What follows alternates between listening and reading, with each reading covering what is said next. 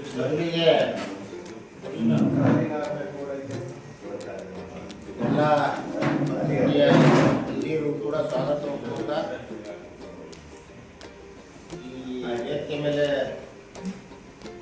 ನಮ್ಮ ಜೊತೆ ಇರ್ತಕ್ಕಂಥ ಅನೇಕ ಬಾರಿ ಪುರುಷಗಳಲ್ಲಿ ಸದಸ್ಯರಾಗಿ ಆಯ್ಕೆಯಾಗಿರ್ತಕ್ಕಂಥ ಗಿರೀಶಮ್ಮವರಿದ್ದಾರೆ.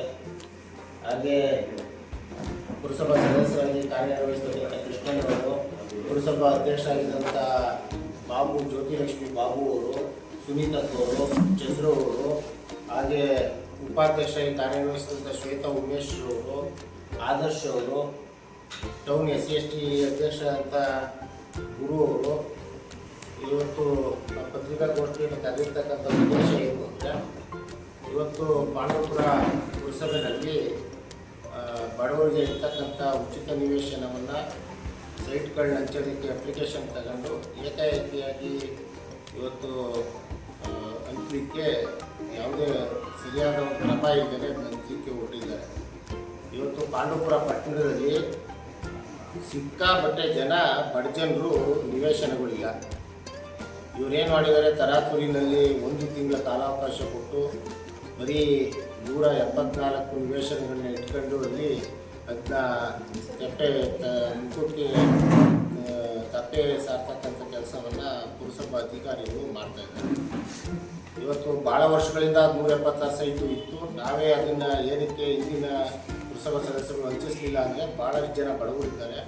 ಈಗ ಉದಾಹರಣೆಗೆ ನಮ್ಮ BC ಕಾಲೋನಿಯಲ್ಲಿ 30 ವರ್ಷದ ಹಿಂದೆ ನಿವೇಶನವನ್ನು ಕೊಟ್ಟಿರ್ತಕ್ಕಂಥದ್ದು 18 ಅಡಿ 22 ಅಡಿ. ಒಂದೇ ಮನೆಯಲ್ಲಿ 3 ಸಂಸಾರಗಳು, ಈಗ ತಂದೆ ತಾಯಿ ಅವ್ರ ಮಕ್ಕಳು ಮದುವೆ ಆದರೆ ಅವ್ರ ಕುಟುಂಬ ಸಪ್ರೇಟ್ ರೇಷನ್ ಕಾರ್ಡ್ಗಳಿದ್ದು ಒಂದೊಂದೇ ಮನೆಯಲ್ಲಿ ಪಾಪ ಚಿಕ್ಕದಾಗಿ ಇಷ್ಟಿಷ್ಟೇ ಆಗದಲ್ಲಿ ಮನೆ ಕಟ್ತಕ್ಕಂಥದ್ದು ನಾವು ನೋಡಿದ್ದೀವಿ. ಇಂಥ ನಿವೇಶನ ಬೇಕಾಗಿರ್ತಕ್ಕಂಥದ್ದು 1000ಕ್ಕೂ ಹೆಚ್ಚು ನಿವೇಶನಗಳು ಪಾಂಡವಪುರ ಟೌನ್ನ ಬಡ ಜನತೆಗೆ ಬೇಕು. ಈಗ ಬರೀ 176 ಜನ ಕೊಟ್ಬಿಟ್ರೆ ಬಾಕಿಯವರು ನಿರಾಸೆಗೊಳಿಸ್ತಕ್ಕಂಥ ಕ್ರಮ ಸರಿ ಇಲ್ಲ. ನಾವು ಹೇಳ್ತಕ್ಕಂಥದ್ದು ಇಷ್ಟೇ, ಇನ್ನೂ ಸರ್ಕಾರಿ ನಿವೇಶನಗಳು ಭಾಳಷ್ಟಿದ್ದಾವೆ. ಅವನ್ನೆಲ್ಲ ತೆಗೆದುಕೊಂಡು ಒಟ್ಟಿಗೆ ಅದನ್ನು ಎಲ್ರಿಗೂ ಸಮಾನವಾಗಿ ಒಟ್ಟಿಗೆ ಹಂಚಬೇಕು, ಇದೇ ನಮ್ಮ ಉದ್ದೇಶ. ಆಮೇಲೆ ಪಾಂಡವಪುರ ಪುರಸಭೆಯಲ್ಲಿ ನಮ್ಮ ಆಡಳಿತ ಮುಗಿದ ಮೇಲಂತೂ ಸಿಕ್ಕಾಪಟ್ಟೆ ಭ್ರಷ್ಟಾಚಾರ ನಡೀತಾ ಇದೆ. ಈ ಸತ್ಯ ಒಂದು ಖಾತೆಗೆ ಜನಗಳಲ್ಲಿ ಹಣ ತಗೊಳ್ತಕ್ಕಂಥದ್ದನ್ನು ಅತಿ ಹೆಚ್ಚಾಗಿ ಮಾಡಿಬಿಟ್ಟಿದ್ದಾರೆ. ಜನಗಳು ಅಲ್ಲಿ ಪುರಸಭೆ ಹತ್ರ ಹೋಗ್ಲಿಕ್ಕೆ ಸಾಧ್ಯ ಇಲ್ಲ. ಆ ಮಟ್ಟಿಗೆ ಇವತ್ತು ಅಲ್ಲಿನ ಅಧಿಕಾರಿಗಳು ನಡ್ಕೊಳ್ತಾ ಇದ್ದಾರೆ. ಆಮೇಲೆ ಸರಿಯಾದ ಕುಡಿಯುವ ನೀರಿನ ವ್ಯವಸ್ಥೆ ಇಲ್ಲ. ಈ ಬೇಸಿಗೆನಲ್ಲಿ ಎಷ್ಟೋ ಬೀದಿಗಳಿಗೆ ನೀರು ಬರ್ತಾ ಇಲ್ಲ. ಒಂದು ದಿವಸ ಬಿಟ್ಟು ಒಂದು ದಿವಸ ಅದನ್ನೂ ಸರಿಯಾಗಿ ನೀರು ಬಿಡ್ತಾ ಇಲ್ಲ. ಈ ಥರ ಕೆಲಸ ಆಗ್ತಾಯಿದೆ. ಹಾಗಾಗಿ ಈ ಪುರಸಭೆಯ ಈ ನಿವೇಶನ ಅಂತಕ್ಕಂಥದ್ದೇನಿದೆ ಅದನ್ನು ತಾತ್ಕಾಲಿಕವಾಗಿ ರದ್ದು ಮಾಡಬೇಕು ಅಂತಕ್ಕಂಥದ್ದು ನಮ್ಮ ಉದ್ದೇಶ. ಏಕೆಂದರೆ ಒಟ್ಟಿಗೆ ಇನ್ನೊಂದಷ್ಟು ನಿವೇಶನ ತಗೊಂಡು ಇರ್ತಕ್ಕಂಥ ಈಗ 700 ಜನ ಅರ್ಜಿಯನ್ನು ಕೊಟ್ಟಿದ್ದಾರೆ, ಹೊಸದಾಗಿ ಅರ್ಜಿ ತಗೊಂಡಿದ್ದಾರೆ. ಅವರು ಹಾಕಿರ್ತಕ್ಕಂಥ ಕಂಡೀಷನ್ಗಳು ಸೈಟ್ಗಳಿಗೆ ಯಾರಿಗೂ ಒಬ್ರಿಗೂ ಸೈಟ್ ಹಂಚ್ಲಿಕ್ಕೆ ಆಗಲ್ಲ. ಆ ಮಟ್ಟದ ಕಂಡೀಷನ್ಗಳನ್ನ ಹಾಕಿ ಅವುಗಳನ್ನ ಅಪ್ಲಿಕೇಶನ್ಗಳನ್ನ ತಗೊಂಡಿದ್ದಾರೆ. ಅದರಲ್ಲೂ ಇವರು ಇಡೀ ಈಗ ನಾನೊಂದು ಮಾಹಿತಿ ತಗೊಂಡಿರೋ ಪ್ರಕಾರ ಇಡೀ ಆರೋಳ್ಳಿ ಪಟ್ಟಣಕ್ಕೆ 5 ಜನ ಸೆಲೆಕ್ಟ್ ಆಗಿದ್ದಾರೆ ಅಂತೇಳಿ ಒಂದು ಮಾಹಿತಿ. ಇಡೀ ಅಷ್ಟು ದೊಡ್ಡ ಗ್ರಾಮದಲ್ಲಿ ಎಷ್ಟೋ ಜನ ಒಂದೊಂದೇ ಮನೆಯಲ್ಲಿ 4 ಜನ 5 ಜನ ವಾಸ ಇದ್ದಾರೆ. ಅವ್ರು 5 ಜನ ಸೆಲೆಕ್ಟ್ ಮಾಡಿದ್ದೀವಿ ಅಂತೇಳಿ ಒಂದು ಪುರಸಭೆ ಅಧಿಕಾರಿಗಳು ಹೇಳ್ತಾ ಇದ್ದಾರೆ. ಈ ಥರ ಆದರೆ ಬಡವರಿಗೆ ತಲುಪಬೇಕಾದಂಥ ಎಷ್ಟೋ ವರ್ಷಗಳಿಂದ ಸೈಟ್ಗಳನ್ನು ಹಂಚಿಲ್ಲ. ಆ ಬಗ್ಗೆ ಪುರಸಭಾ ಅಧಿಕಾರಿಗಳು ಶಾಸಕರು ಕ್ರಮ ಕೈಗೊಳ್ಬೇಕು. ಇನ್ನೊಂದಷ್ಟು ನಿವೇಶನ ತಗೊಂಡು ಒಟ್ಟಿಗೆ ಹಂಚ್ತಕ್ಕಂಥ ಕೆಲಸವನ್ನು ಮಾಡಬೇಕು. ಈಗ 174 ಜನಕ್ಕೆ ಹಂಚಿ ಬಾಕಿಯವರಲ್ಲಿ ನಿಂತ್ಕೋತಾರೆ ಪಾಪ. ಈ ಥರ ಸರಿ ಇಲ್ಲ ಅಂತೇಳಿ ನಮ್ಮ ಆಗ್ರಹ. ಆದರೆ ಮುಖ್ಯಾಧಿಕಾರಿಗಳು ಕೇಳ್ತಾ ಇಲ್ಲ. ಏಕಪಕ್ಷವಾಗಿ ತೀರ್ಮಾನ ತಗೊಂಡು ನಮ್ಮ ಜಿಲ್ಲಾಧಿಕಾರಿ ಹೇಳಿದ್ದಾರೆ ಇದು ಅಂತೇಳಿ. ನಾವಿದ್ದಾಗಲೇ ಜಿಲ್ಲಾಧಿಕಾರಿಗಳು ಹೇಳಿದರು. ಆಗ ನಾವು ಆ ಸಭೆಯಲ್ಲಿ ವಿಚಾರ ಮಂಡಿಸಿದ್ರು. ಆಗ ಶಾಸಕರು ಮುಖ್ಯಾಧಿಕಾರಿಗಳೇ ಭರವಸೆ ಕೊಟ್ಟಿದ್ರು, ಮುಂದಿನ ಪುರಸಭಾ ಸದಸ್ಯರುಗಳು ಆಯ್ಕೆ ಆಗೋವರೆಗೂ ಇದನ್ನ ತಾತ್ಕಾಲಿಕವಾಗಿ ತಡೆ ಹಿಡಿದು ಒಟ್ಟಿಗೆ ಇನ್ನೊಂದಷ್ಟು ನಿವೇಶನ ತಗೊಂಡು ಒಟ್ಟಿಗೆ ಹಂಚೋಣ ಅಂತ ಹೇಳಿದ್ರು. ಆದರೆ ನಾವು ಇಳಿದ ತಕ್ಷಣ ಇವರೇ ಏಕಾಏಕಿ ಈ ಥರ ಕ್ರಮ ತಗೊಂಡಿದ್ದಾರೆ. ಇದು ಸರಿ ಇಲ್ಲ ಅಂತಕ್ಕಂಥದ್ದು ನಮ್ಮ ಅಭಿಪ್ರಾಯ. ಅದಕ್ಕೋಸ್ಕರ ಸೋಮವಾರ ಬೆಳಗ್ಗೆ 10 ಗಂಟೆಗೆ ಮಂಡ್ಯ ಸರ್ಕಲ್ನ ಫೈಲೇಟ್ ಸರ್ಕಲಲ್ಲಿ ಸಾವಿರಾರು ಜನ ಅರ್ಜಿ ಹಾಕಿರ್ತಕ್ಕಂಥ ಜನ, ಸಾಮಾನ್ಯ ನಾಗರಿಕ ಜನ, ಪುರಸಭೆಯಿಂದ ಯಾರು ಇವತ್ತು ಈ ಸತ್ಗಳು ಇವಾಗ್ತಾ ಇಲ್ಲ, ಕುಡಿಯೋ ನೀರಿನ ಸಮಸ್ಯೆ, ಎಲ್ಲರೂ ಕೂಡ ಅಲ್ಲಿಂದ ನಮ್ಮ ನಾಯಕರಾದಂಥ ಮಾಜಿ ಸಚಿವರಾದಂಥ ಪುಟ್ಟರಾಜಣ್ಣವ್ರ ನೇತೃತ್ವದಲ್ಲಿ ಅಲ್ಲಿಂದ ಮೆರವಣಿಗೆ ಹೊರಟು ಬೃಹತ್ ಮೆರವಣಿಗೆ ಪುರಸಭೆಗೆ ತೆರಳಿ ಮೆರವಣಿಗೆಯಲ್ಲಿ ಅಲ್ಲಿ ಮುದ್ದೆ ಆಗ್ತಕ್ಕಂಥ ಕಾರ್ಯಕ್ರಮವನ್ನು ಜಿಲ್ಲಾಧಿಕಾರಿಗಳಿಗೆ ಇವ್ರಿಗೆ ಗಮನಕ್ಕೆ ತಂದು ಇದನ್ನ ತಾತ್ಕಾಲಿಕವಾಗಿ ತಡೆ ಹಿಡಿಬೇಕು ಅಂತೇಳಿ ಒಂದು ಇದು ಮಾಡಬೇಕು ಅಂತೇಳಿ ಒಂದು ದೊಡ್ಡ ಪ್ರತಿಭಟನೆ ನಂಬ್ಕೊಂಡಿದ್ದೀವಿ. ಅದಕ್ಕೋಸ್ಕರನೇ ತಮ್ಮಗಳ ಮೂಲಕ ತಿಳಿಸ್ಬೇಕು ಅಂತಕ್ಕಂಥ ಇದ್ದಿಂದ ನಾವು ಇಲ್ಲಿ ಕರೆಸಿದ್ದೀವಿ. ಈ ಮುಂದೆ ನಮ್ಮ ಗಿರೀಶ್ ಅಣ್ಣ ಮಾತನಾಡ್ತಾರೆ. ಪತ್ರಿಕಾ ಮಾಧ್ಯಮ ಮಿತ್ರರಿಗೆ ಸ್ವಾಗತವನ್ನು ಕೊಡ್ತಾ, ವೇದಿಕೆ ಮೇಲೆ ಆಸಕ್ತರಾಗಿರ್ತಕ್ಕ ಎಲ್ಲ ಹಿರಿಯ ಮತ್ತು ಕಿರಿಯ ಸದಸ್ಯರುಗಳೇ, ಮಾಜಿ ಅಧ್ಯಕ್ಷರುಗಳೇ, ಈಗ ನಮ್ಮ ಸೋಮಶೇಖರ್ ಹೇಳಿದಂಗೆ ನಾವು ಆಡಳಿತ ಮಂಡಳಿ ಇರುವಾಗ ಮಾನ್ಯ ಶಾಸಕರಿಗೆ ಈ ವಿಚಾರವನ್ನು ತಂದಾಗ ನಾವು ಹೇಳಿದ್ದು, ಸರ್ ಇದು 23 ನೆಂಚಕ್ಕಾಗಲ್ಲ.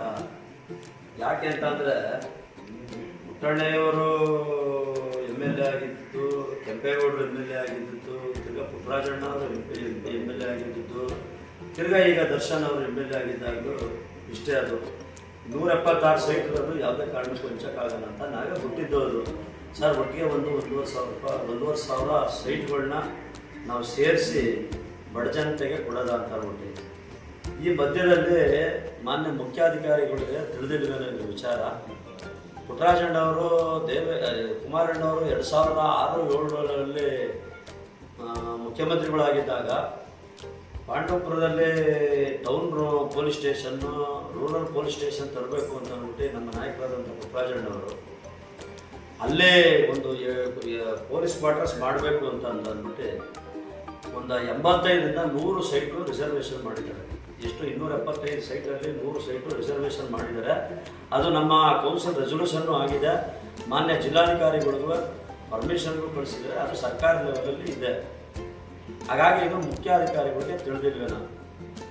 ಹಾಗೆ ಸೋಮಶೇಖರ್ ಹೇಳ್ದಂಗೆ ಈಗ ಅವ್ರು ಹೇಳಿರೋದೇನು ಅಂತಂದರೆ, ಮೊದಲು ಸೈಟ್ ಕೊಟ್ಟಿರೋರಿಗೆ ನಾವು ಯಾರೂ ಸೈಟ್ ಕೊಡಲ್ಲ. ಈಗ 1979ರಿಂದ ಹಿಡಿದು 2007-08ವರೆಗೂ ನಾವು ಪಾಂಡವಪುರ ಟೌನಲ್ಲಿ 3 ಹಂತದಲ್ಲಿ ಸೈಟ್ ಕೊಟ್ಟಿದ್ದಾರೆ. ಒಂದು ಹಳೆ ನಮ್ಮ ರಾಜಗೋಪಾಲಣ್ಣವರು ಇರ್ಬೋದು, ಅದಾದಮೇಲೆ ನಮ್ಮ ಕೃಷ್ಣೇಗೌಡರು ಇರ್ಬೋದು, 79ರಲ್ಲಿ ಕೊಟ್ಟಿದ್ದಾರೆ. ಅವತ್ತೆಲ್ಲ ಸೈಟ್ಗೆ ಬೇಡಿಕೆ ಇರಲಿಲ್ಲ. ಈಗ ಅದು ಕೊಟ್ಟಾದ್ಮೇಲೆ ಪುಟ್ಟರಾಜಣ್ಣವರು 2006-07ರಲ್ಲಿ 15 ಆಶ್ರಯ ಕಮಿಟಿ ಅಧ್ಯಕ್ಷರು ಮತ್ತು ಈ ಮೇಲ್ಕೋಟೆ ವಿಧಾನಸಭಾ ಕ್ಷೇತ್ರದ ಶಾಸಕರಾದ ಮೇಲೆ ನಾವು ಸುಮಾರು 300 ಚಿಲ್ಲರೆ 400 ಚಿಲ್ಲರೆ ಸೈಟ್ ಕೊಟ್ಟಿದ್ವಿ. ಹಾಗೆ ನಮ್ಮ ಪೇಟೆ ಬೇದಿ ಭಾಗ ಅದು ಸೈಟ್ ಕೊಟ್ಟಿದ್ವಿ. ಸುಬ್ರಹ್ಮಣ್ಯೇಶ್ವರ ದೇವಸ್ಥಾನ ಭಾಗದಲ್ಲೂ ಸೈಟ್ ಕೊಟ್ಟಿದ್ವಿ. ಈ ಮಧ್ಯದಲ್ಲಿ ಏನಾಗೈತೆ ಅಂತಂದರೆ, ಸೈಟು ಅವತ್ತು ಯಾರಿಗೂ ಡಿಮ್ಯಾಂಡ್ ಇದ್ದೇವಂಥ ಕಾಲದಲ್ಲಿ ಸೈಟು ನಾವು ಬಲವಂತವಾಗಿ ಮಾಡಿಕೊಟ್ಟಿರೋದು. ಅವಾಗ ಈಗ ಮನೆಗೆ 4 ಜನ ಮಕ್ಕಳಿರ್ತಾರೆ. ಇವ್ರ ಕಂಡೀಷನ್ ಹಾಕಿರೋದೇನು ಅಂತಂದ್ರೆ, ನಾವು ಯಾವುದೇ ಕಾರಣಕ್ಕೂ ಹಳೆ ಸೈಟ್ ಯಾರು ಫಲಾನುಭವಿಗಳು ತಗೊಂಡಿದ್ದಾರೆ ಅವ್ರಿಗೆ ಸೈಟ್ ಕೊಡಲ್ಲ ಅಂತ ಅಂದ್ಬಿಟ್ಟು. ಹಾಗಾದರೆ ನಾವು ಸೈಟು ಅಂದರೆ ಈಗ 4 ಮಕ್ಕಳೈತೆ, ಇಬ್ಬರು ಹಂಚಿರ್ತೀವಿ, ಇಬ್ಬರಲ್ಲಿ ಹೋಗ್ತಾರೆ. ಇದು ಸಮಸ್ಯೆ ಆಗಿರೋದು. ಮಾನ್ಯ ಶಾಸಕರಿಗೂ ನಾವು ಆಡಳಿತ ಮಂಡಳಿ ಸಭೆಯಲ್ಲಿ ಕೌನ್ಸಿಲಲ್ಲೂ ಹೇಳಿದ್ವಿ, ಸರ್ ನೀವು ಇದು ಹಂಚಬೇಡಿ, 176 ಸೈಟ್ ಯಾವುದೂ ಸಾಕಾಗಲ್ಲ. ಹೇಮಾವತಿ ಹಿಂಭಾಗ ಬೇಕಾದಷ್ಟು ಸರ್ಕಾರಿ ಜಮೀನಿದೆ, ಅದನ್ನ ನೀವು ಗುರುತು ಮಾಡಿ ಎಲ್ಲ ಇದು ಮಾಡಿ ಒಂದು 1000 ಸೈಟ್ ಆಯ್ತದೆ, ಬಡ ಜನತೆಗೆ ಕೊಡಿ ಪಾಂಡವಪುರ ಟೌನ್ಗೆ ಅಂತ ಅಂದ್ಬಿಟ್ಟು ಇಡೀ ಕೂತಿರುವಂಥ ಆಡಳಿತ ಮಂಡಳಿ ಅವರ ಪಕ್ಷದ ಮೆಂಬರ್ಗಳು ಇದ್ದರು. ಆಯಿತು ಅಣ್ಣ, ನಾವೇನು ಇದು ಮಾಡಲ್ಲ, ನಿಮ್ಮ ನೋಟಿಸ್ ತರದೇ ನಾವೇನು ಮಾಡಲ್ಲ ಅಂತ. ಈಗ ಶಾಸಕರಿಗೆ ತಪ್ಪು ಡೈರೆಕ್ಷನ್ ಏನೋ ಕೊಟ್ಟು ಮುಖ್ಯಾಧಿಕಾರಿಗಳು ಇಲ್ಲ ಸರ್ ಸೈಟ್ ನಾವು ಆಡಳಿತ ಮಂಡಳಿ ಇರಿದಾದ್ಮೇಲೆ ಈ ಮೊದಲೇಟಿಗೆ ಸೈಟ್ ಹಂಚಬೇಕು ಅಂತ ಅಂದ್ಬಿಟ್ಟು ಹೇಳಿ ಈಗ ಪಾಂಡವಪುರ ಟೌನ್ನ ಜನತೆಗೆ ತಪ್ಪು ದಾರಿ ತಿಳಿಸಿ ಕೆಲವರೆಲ್ಲ ಆರ್ವಳ್ಳಿ ಇದರಲ್ಲಿ ಒಂದು ಗಮನ, ತಾವು ಪತ್ರಕರ್ತ ಮಿತ್ರರು ಒಂದು ಗಮನದಲ್ಲಿ ಇರಬೇಕು. ಆರ್ವಳ್ಳಿಯವರು ಒಬ್ಬರು ಸೈಟ್ಗೆ ಹಾಕಿಲ್ಲ. ಯಾಕೆ ಹಾಕಿಲ್ಲ ಅಂತಂದರೆ, ನಮ್ಮೂರದು ನಮಗೆ ಬೇಕು ಸೈಟು, ನಾವೇ ಬೇಕಾದಷ್ಟು ಜನ ಇದ್ದೀವಿ, ಹಾಗಾಗಿ ನಮ್ಮೂರು ಸೈಟು ನಮಗೆ ಕೊಡಿ ಅಂತ ಹೋಗ್ತೀವಿ. ತಾವೆಲ್ಲ ಹೋಗಿ ಅಲ್ಲಿ ಪರಿಶೀಲನೆ ಮಾಡ್ಬೋದು. ಪಾಂಡವಪುರ ಮುನ್ಸಿಪಾಲಿಟಿ ಆರ್ವಳ್ಳಿಯವರು ಒಬ್ಬರು ಸೈಟ್ ಹಾಕಿಲ್ಲ. ಅಲ್ಲೂ ಸಿಕ್ಕಾಪಟ್ಟೆ ಬಡಜನತೆಗಳಿದೆ. ಈ ಕಾಂಪ್ಲಿಕೇಶನ್, ಈ ಗೊಂದಲದಲ್ಲಿ ಸೈಟ್ ಹಂಚೋದನ್ನು ಮಾನ್ಯ ಶಾಸಕರು ಕೈ ಬಿಡಬೇಕು.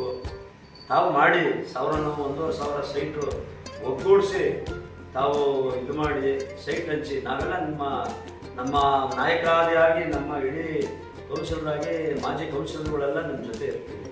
ಆದರೆ ನೀವು ಏಕಾಏಕಿ 176 ಸೈಟನ್ನು ತಗೊಂಡು ನೀವು ಹಂಚ್ತೀವಿ ಅಂತಂದರೆ ಇದು ತಾರತಮ್ಯ ಆಗುತ್ತೆ. ಹಾಗಾಗಿ ದಯಮಾಡಿ ಮಾನ್ಯ ಶಾಸಕರು ಈ ಸೈಟ್ ಹಂಚುವಂಥ ಕಾರ್ಯಕ್ರಮವನ್ನು ತಾತ್ಕಾಲಿಕವಾಗಿ ಕೈ ಬಿಡಬೇಕು. ಹಾಗೆ ನಮ್ಮ ಸೋಮವಾರ ಹೇಳಿದಂಗೆ ನೀರಿನ ಬವಣೆ ಭಾಳ ಜಾಸ್ತಿ ಆಗೈತೆ, ಬೇಸಿಗೆ ಕಾಲ ಬೇರೆ. ಈ ಮಧ್ಯದಲ್ಲಿ ಏನು ಅಂತಂದರೆ ನಾವು ಭಾಳ ಅರ್ಥ ಮಾಡ್ಕೋಬೇಕು. ನಮ್ಮ ದರಸ್ಕುಪ್ಪೆ ಇದರಿಂದ 6 ಇಂಚ್ ನೀರು ಬರ್ತೈತೆ. ನಮಗೆ ಫ್ಲೋ ಆಗೋಕ್ಕೆ 12 ಇಂಚ್ ನೀರು ಬೇಕು. ನಮ್ಗೆ ಏನಕ್ಕೆ ಸಾಕಾಗ್ತಲ್ಲ ಅಂತಂದರೆ ನಮ್ಗೆ ಬರ್ತಾರಂಥ ನೀರು 6 ಇಂಚು, ನಾವು ಬಿಡಬೇಕಾದದ್ದು 12 ಇಂಚು. ಅದಕ್ಕೆ ಇನ್ನೂ 6 ಇಂಚು ನಮಗೆ ನೀರು ಶಾರ್ಟೇಜ್ ಆಗ್ತೈತೆ. ಮಾನ್ಯ ಶಾಸಕರು ಅದ್ರಿಗೆ ಅರ್ಥ ಕಡೆ ಗಮನ ಕೊಡಬೇಕು. 12 ಇಂಚು ಬರುವಂಥ ನೀರನ್ನ ಶೇಖರಣೆ ಮಾಡಿ ಪಾಂಡವಪುರ ಜನಕ್ಕೆ ಕೊಡಬೇಕು ಅಂತ ಹೇಳಿ. ಹಾಗೆ ಭ್ರಷ್ಟಾಚಾರ ಅಂತಾದ್ರು ಪಾಂಡವಪುರದ ಮುನ್ಸಿಪಾಲಿಟಿಲಿ ಏನು ನಮ್ಮ ಸೋಮು ಅವರು ಎಲ್ಲ ಕೌನ್ಸಿಲರ್ಗಳು ಮಾತಾಡುವಾಗ ಹೇಳ್ತಾರೆ, ಭ್ರಷ್ಟಾಚಾರ ಎಲ್ಲಿ ಐತೆ ಅಂತ ಅಂದರೆ ನಮ್ಮ ಪಾಂಡವಪುರ ಮುನ್ಸಿಪಾಲಿಟಿ.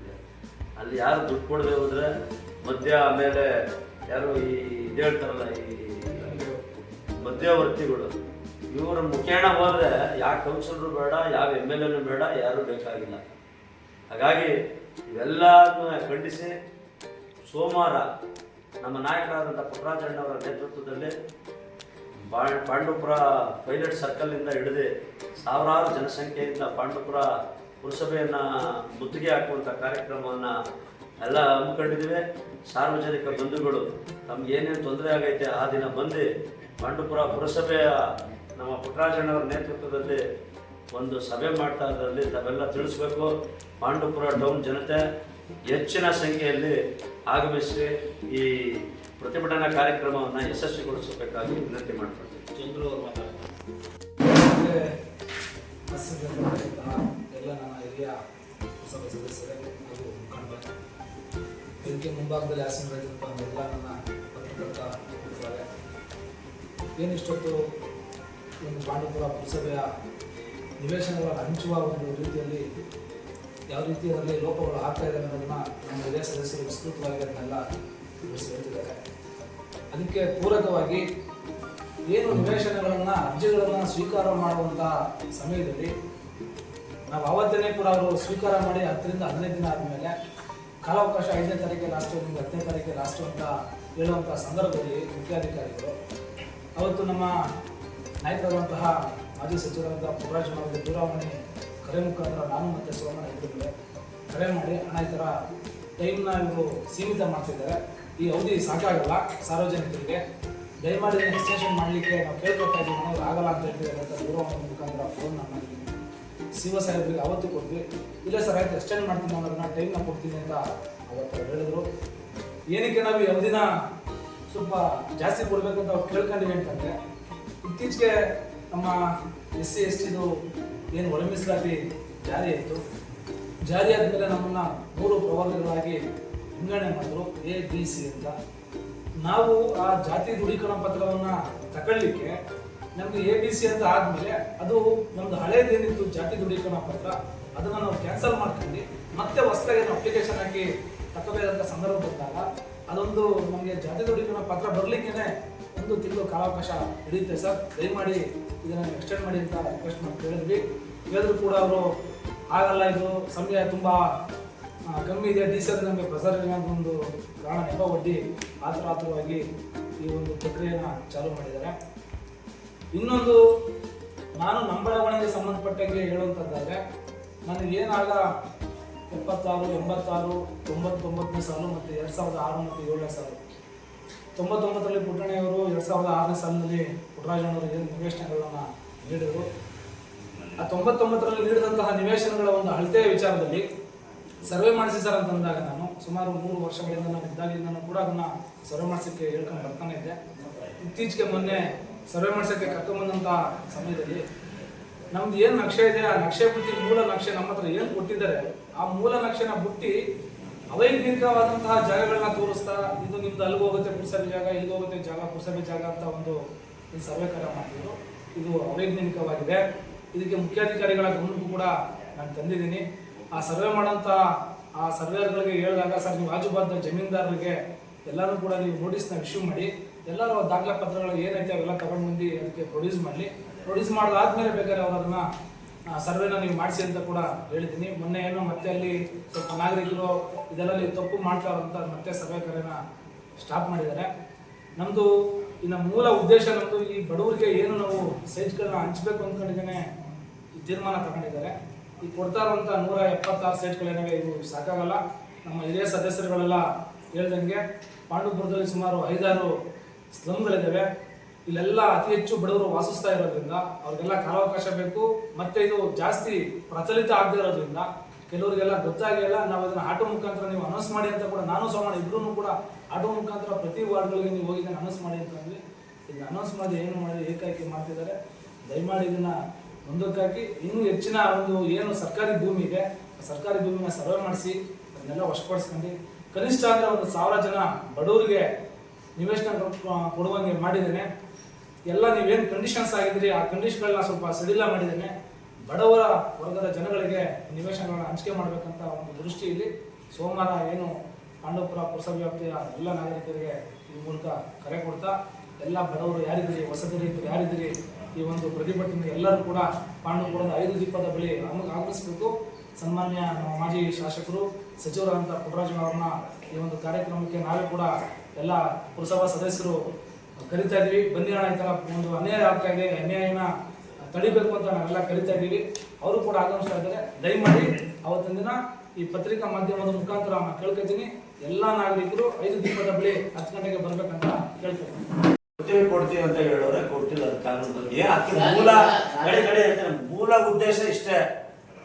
276 ಸೈಟು ಹಂಚಿಕಾಗಲ್ಲ. 225 ಇದರಲ್ಲಿ 100 ಸೈಟು ನಾವು already town police station, rural police station ಮಾಡಬೇಕು ಅಂತ ಅಂದ್ಬಿಟ್ಟು ಕುಮಾರಣ್ಣವರು ಮುಖ್ಯಮಂತ್ರಿಗಳಾಗಿದ್ದಾಗ ಪುಟ್ಟರಾಜಣ್ಣವ್ರ 185ರಿಂದ 100 ಸೈಟು ರೆಸೊಲ್ಯೂಷನ್ ಮಾಡಿದ್ದಾರೆ ಪೊಲೀಸ್ ಕ್ವಾರ್ಟರ್ಸ್ಗೆ. ಈಗೇನೈತೆ, ಈಗ ಕ್ವಾರ್ಟರ್ಸ್ನ ಅದೊಂದು ಸ್ಟೇಷನ್ ಮಾಡಬೇಕು, ಈಗಿರುವಂಥ ಈ ಪೊಲೀಸ್ ಸ್ಟೇಷನ್ ಅದೊಂದು ಸ್ಟೇಷನ್ ಮಾಡಬೇಕು ಅಂತ ಕ್ವಾರ್ಟರ್ಸು ಸಂಪೂರ್ಣ ವರ್ಗೀಕರಣ ಮಾಡಬೇಕು ಅಲ್ಲಿಗೆ ಅನ್ನೋದು ರೆಸೊಲ್ಯೂಷನ್ ಆಗಿದೆ. 2009 10ರಲ್ಲೇನೋ ಆಗಿದೆ. ನಮ್ಮ ನಾಸಿರಣ್ಣವರು ತಪ್ಪು ಏಜಸ್ ಅವರೇನೋ ಅಧ್ಯಕ್ಷರು. ಆಗ ಪುಟ್ಟರಾಜಣ್ಣವರ ನೇತೃತ್ವದಲ್ಲಿ ಅಲ್ಲಿ ಕ್ವಾರ್ಟರ್ಸ್ ಅಲ್ಲಿ ಶಿಫ್ಟ್ ಮಾಡಬೇಕು. ಪ್ಲಸ್ ಅಲ್ಲಿ ಫೈರ್ ಸ್ಟೇಷನ್ ಜಾಗ ಕೊಟ್ಟರಲ್ಲ ಅವ್ರಿಗೆ ಒಂದು 16 ಜನ 17 ಜನಕ್ಕೂ ಕೊಡಬೇಕು. ಅದಾದ್ಮೇಲೆ ಇಲ್ಲಿ ರಸ್ತೆಗಳು ಹೋಗಿರೋರು ಅವ್ರು ಕೊಡಬೇಕು. ಇವ್ರಿಗೆ ಸಾಕಾಗಲ್ಲ, ಇವ್ರು ಕೊಟ್ಬಿಟ್ರೆ ತಿರ್ಗಾ ಪಾಂಡವಪುರದಲ್ಲಿ ಎಲ್ಲ ಜನತೆ ಮೈಮೇಲೆ ಬಿಡ್ತಾರೆ ಅಂತ ಎಲ್ಲ ಶಾಸಕರು ಸುಮ್ಮನೆ ತಳ್ಕೊ ಬಂದದ್ದು. ಯಾಕೆ ಅಂತ ಅಂದರೆ ಇದು ಸತ್ಯ. ಇದು ಯಾಕೆ ಅಂದರೆ ಇನ್ನೊಂದು ಸ್ವಲ್ಪ ಜಾಗ ನೋಡಿ ನಾವು ಸೈಟ್ ಕೊಡೋದು ಜನಕ್ಕೆ ಅಂತ ಮಾಡಿದ್ದು. ಈಗ MLA ಅವ್ರಿಗೆ ಏನೇನೋ ದಾರಿ ತಪ್ಪಿಸಿದಾರೆ ಅನ್ನೋದು ಗೊತ್ತಿಲ್ಲ. ನಾವು ಇಳಿದ ತಕ್ಷಣ ಅವ್ರಿಗೆ ಹೇಳಿ ಸೈಟ್ ಹಂಚೋದ ಅಂದ್ಬಿಟ್ಟು ಆಮೇಲೆ ಅವ್ರು ತಾವು ನೋಡಿರ್ಬೋದು, ನೀವೇನು ಹೊರಗಡೆಯವರೆಲ್ಲ ಪಾಂಡವಪುರದವ್ರೆ, ಅವ್ರ ಕಂಡೀಷನ್ ಹಾಕಿರೋದು ನೋಡಿದ್ರೆ ಅವ್ರ ಕಂಡೀಷನ್ ಹಾಕಿರೋದಕ್ಕೆ ಒಬ್ಬ ಫಲಾನುಭವಿ ಅಪ್ಲಿಕೇಶನ್ ಹಾಕೋಕ್ಕೆ 2,000 ರೂಪಾಯಿ ದುಡ್ಬೇಕು. ಮತ್ತು ಅವರಲ್ಲಿ ಬಡವರು ಇರ್ತಾರೆ. ಹಂಗಾಗಿ ಆಧಾರ್ ಕಾರ್ಡ್ ತಗೊಂಡ್ರೆ ಅವನ್ನೆಲ್ಲವನ್ನೇ ವಾಸ ಅಂತ ಗೊತ್ತಾಯ್ತಿಲ್ವ. ಆಧಾರ್ ಕಾರ್ಡ್ ಬೇಕು ಅಂತಾರೆ, ಪಾನ್ ಕಾರ್ಡ್ ಬೇಕು ಅಂತಾರೆ, ಸ್ಕೂಟರ್ ಇರಬಾರ್ದು, ಸೈಕಲ್ ಇರಬಾರ್ದು, ಅದು ಬಿಟ್ಟಾದ್ಮೇಲೆ ಕಾರ್ ಇರಬಾರ್ದು, ಎಲ್ಲ ಅದರಲ್ಲೇ ವಾಸ ದೃಢೀಕರಣ ಪತ್ರ ಕೇಳೋರೆ. ಪಾಂಡವಪುರದಲ್ಲಿ ರೇಷನ್ ಕಾರ್ಡ್ ತಗೊಂಡ್ರೆ, ಆಧಾರ್ ಕಾರ್ಡ್ ತಗೊಂಡ್ರೆ ಪಾಂಡವಪುರದಲ್ಲಿ ಗೊತ್ತಾಯ್ತಿಲ್ಲ. ಒಂದು ನೋಟ್ರಿ ಮಾಡಬೇಕು ಅಂತಾರೆ, ನೋಟ್ರಿ ಮಾಡಿಸೋಕೆ ನೋಟ್ರಿ ಈಗ ಆಯ್ತು. ಬೇರೆ ಗ್ರಾಮಾಂತರ ಪ್ರದೇಶದವ್ರಿಗೆ ನೋಟ್ರಿ ಮಾಡಿಸ್ಕೊಳ್ಳ ನಾನು ಪಾಂಡವಪುರ ಟೌನಲ್ಲಿ ವಾಸ ಅವ್ರೆ ಅಂತ ಅದು ಕ್ಯಾನ್ಸಲ್ ಮಾಡಿದ್ದು. ನಾವು ಗಲಾಟೆ ಆದ್ಮೇಲೆ ನೋಟ್ರಿ ಹಾಕಿ ಮಾಡ್ತೀವಿ. ಈಗ ನಮ್ಮ ವಾಸ ದೃಢೀಕರಣ ಪತ್ರ ನಿಮ್ಮ ತಿಳಿದಿರೋ ಮಟ್ಟಿಗೆ ಯಾರು ಕೊಡಬೇಕು? ವಾಸ ದೃಢೀಕರಣ ಪತ್ರ ತಹಸೀಲ್ದಾರ್ ಆಫೀಸಲ್ಲಿ ಕೊಡಬೇಕಾ? ಪಾಂಡವಪುರ ಟೌನಲ್ಲಿ ಮುಖ್ಯಾಧಿಕಾರಿಗಳು ಕೌನ್ಸಿಲರ್ಗಳು ಗೊತ್ತು. ಇವ್ರು ಯಾರು, ಚನ್ಮಾದೇಗೌಡರು ಯಾವೂರವರು ಅಂತ ಗೊತ್ತು. ಪಾಂಡವಪುರ ತಹಸೀಲ್ದಾರ್ರಿಗಾಗಲಿ, BAಗಾಗಲಿ, ರೆವಿನ್ಯೂ ಇನ್ಸ್ಪೆಕ್ಟರ್ಗಾಗಲಿ ಏನು ಗೊತ್ತು ಪಾಂಡವಪುರ ಚನ್ಮಾದೇಗೌಡರು ಯಾವೂರು ಅಂತ? ವಾಸ ದೃಢೀಕರಣ ಪತ್ರವ ತಾಲೂಕು ಆಫೀಸ್ಗೆ ಹಾಕ್ತಾರೆ. ಇದೆಷ್ಟು ಸರಿ?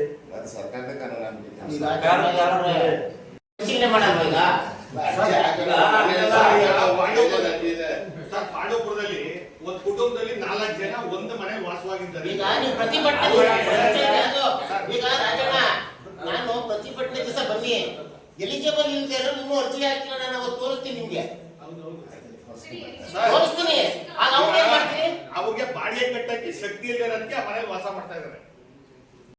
ಪುರಸಭೆಯ ಮಾಜಿ ಸದಸ್ಯರುಗಳು, ನಮ್ಮ ನೆಚ್ಚಿನ ನಾಯಕರಾದಂಥ ಪುಟ್ಟರಾಜಣ್ಣನವರ ನೇತೃತ್ವದಲ್ಲಿ ಮುಂದಿನ ಸೋಮವಾರ ಒಂದು ಪ್ರತಿಭಟನಾ ಕಾರ್ಯಕ್ರಮವನ್ನು ಹಮ್ಮಿಕೊಂಡಿದ್ದೀವಿ. ಕಾರಣ ಇಷ್ಟೇ, ಪಾಂಡವಪುರದಲ್ಲಿ ನಿವೇಶನ ಹಂಚಿಕೆ ಕಾರ್ಯಕ್ರಮನ ಮಾಡಬೇಕು ಅಂತೇಳಿ ಏನು ಪುರಸಭಾ ಮುಖ್ಯಾಧಿಕಾರಿಗಳು ಮತ್ತು MLA ಅವರು ಅದನ್ನು ಮಾಡಬೇಕು ಅಂತೇಳಿದ್ದಾರೆ. ಅದಕ್ಕೆ ದಯಮಾಡಿ ಅದನ್ನು ತಾವು ನಿಲ್ಲಿಸಬೇಕು. ಕಾರಣ ನಾವು ನಮ್ಮ ಇಲ್ಲಿ ಒಕ್ಕಲರ ಏನು ಅಂತಂದರೆ, ನೀವು ಕೊಡಬೇಡಿ ಅನ್ನೋ ಉದ್ದೇಶ ನಮ್ಗೆ ಯಾರ್ದು ಇಲ್ಲ, ಹಂಚಬೇಡಿ ಅನ್ನೋ ಉದ್ದೇಶ ಯಾರ್ದು ಇಲ್ಲ. ಆದರೆ ಎಲ್ಲ ಬಡವರು, ಪ್ರತಿಯೊಂದು ವಾರ್ಡಲ್ಲೂ ಕೂಡ ಬಡವರು ಇದ್ದಾರೆ, ಎಲ್ರಿಗೂ ಕೂಡ ತಲುಪಲಿ ಅನ್ನೋ ಉದ್ದೇಶ ನಮ್ಗಳದ್ದಾಗಿದೆ. ಪಾಂಡವಪುರದಲ್ಲಿ ಹಲವಾರು ವರ್ಷಗಳಿಂದ ಈಗ ನನ್ನಗೆ ಸಂಬಂಧಪಟ್ಟಂಗೆ ನಮ್ಮ ಎರಡಬೀದಿ ವಾರ್ಡ್ ಆಗ್ಬೋದು, ನಮ್ಮ ಗೋವಿ ಕಾಲೋನಿ ಆಗ್ಬೋದು, VC ಕಾಲೋನಿ ಆಗ್ಬೋದು, ಹೇಮಾವತಿ ಬಡಾವಣೆ ಆಗ್ಬೋದು, ಮಹಾಕಾಳೇಶ್ವರಿ ಬಡಾವಣೆ ಆಗ್ಬೋದು, ಈ ಥರ ಏನು ಇದಿದೆ ಸ್ಲಮ್ಗಳಿದೆ, ಅಂದರೆ ಕೆಳವರ್ಗದ ಜನಗಳಿದ್ದಾರೆ, ಅವ್ರಿಗೆ ಏನು ಪಾಪ ಮಲ್ಗಕ್ಕೆ ಕೂಡ ಆಗದೆ ಇರೋಂಥ ಪರಿಸ್ಥಿತಿಲಿ ಅವರು ಇವತ್ತು ಜೀವನ ಮಾಡ್ತಾ ಇದ್ದಾರೆ. ಒಂದೊಂದು ಮನೆಯಲ್ಲಿ 3 ಜನ 4 ಕುಟುಂಬಗಳು ಜೀವನ ಮಾಡ್ತಂಥ ಪರಿಸ್ಥಿತಿ ನಾವು ಕಣ್ಣಾರ ನೋಡಿದ್ದೀವಿ.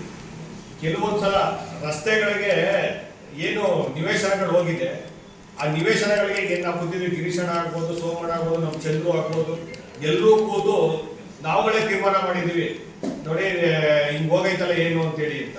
ಅವ್ರಿಗೆ ನಿವೇಶನಗಳನ್ನ ಕೊಡ್ತೀವಿ ಅಂತೇಳಿ ಆ ವಾರ್ಡಿನ ಕೌನ್ಸಿಲರ್ಗಳು, ಈಗ ನಮ್ಮ ಗಿರೀಶಣ್ಣನ ವಾರ್ಡಲ್ಲೇ ಮಂಜು ಮತ್ತೆ ಧರ್ಮ ಅಂತೇಳಿ ನಮ್ಮವರೇ ಇದ್ದಾರೆ, ಅವ್ರದ್ದು ಒಂದು ಒಳ್ಳೆ ನಿವೇಶನ ಇವತ್ತು ಕಡಿಮೆ ಅಂತ ಅಂದ್ರೆ ಮಾರ್ಕೆಟ್ ವ್ಯಾಲ್ಯೂನೇ ಒಂದು 45 ರಿಂದ 50 ಲಕ್ಷ ರೂಪಾಯಿ ವ್ಯಾಲ್ಯೂ ಬರುತ್ತೆ ಆ ನಿವೇಶನ ಅವ್ರು ಕಳ್ಕೊಂಡಿದ್ದಾರೆ.